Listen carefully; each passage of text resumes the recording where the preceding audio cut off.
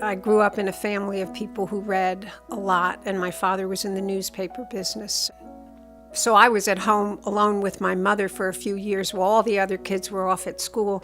And she used to take me to Broadway plays and to movies, and it kind of inspired me. You can do a lot of things in theater that you could not do in everyday life. And it's a way to put a spotlight on things that are wonderful, things that are challenging, things that are provocative. And I like that aspect of theater in particular. Music was really a first love in my life, as well as reading. So I learned how to read music before I learned how to read. And that has given me the experience of how your brain works creatively as well as technically. There is a structure to music, and there are rules to music, but just playing the right notes has very little to do with the impact of the music, and I think that's the same with writing. Writing is an interesting process of letting go, but also keeping some control as well, and allowing both sides of your brain to have some say in what goes on. And my own business background has been through creative things, but also business. I continue to be a business consultant and have worked with all kinds of clients on business issues that have nothing to do with the arts. Although I do try to help people to see the benefit of creativity in whatever they do. One thing that I encourage people to do as writers is to not be such a perfectionist, to not hold back so much, to not edit yourself so much, to allow yourself to write badly, terribly, stupidly, incoherently, to get something down. You cannot get something done unless you have something to work with.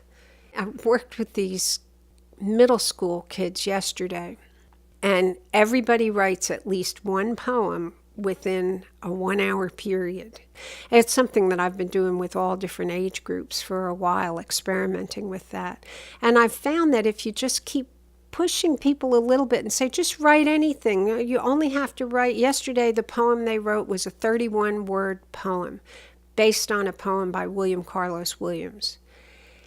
And it is amazing, the forced choices that are made are often really very smart and brilliant because you're solving a problem instead of agonizing about writing.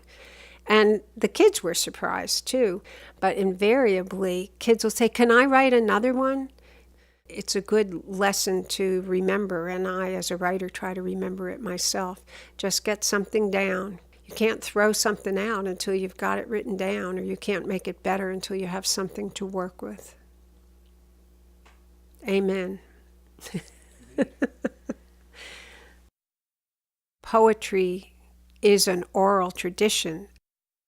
The ancient poetry, the ancient myths, ancient theater emerged from people's need to tell stories, and they weren't writing them down, they were passing them on verbally.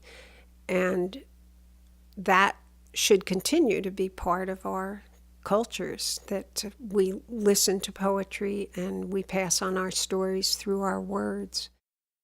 But I would love to see every community in Kentucky do something special in April for National Poetry Month.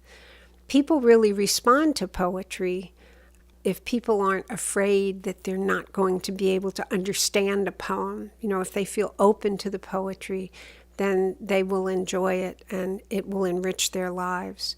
And there are so many ways to get involved in poetry during National Poetry Month and any month. I know this is a generalization, but it seems true to me. People from Kentucky hold a real appreciation for and fondness for their home state.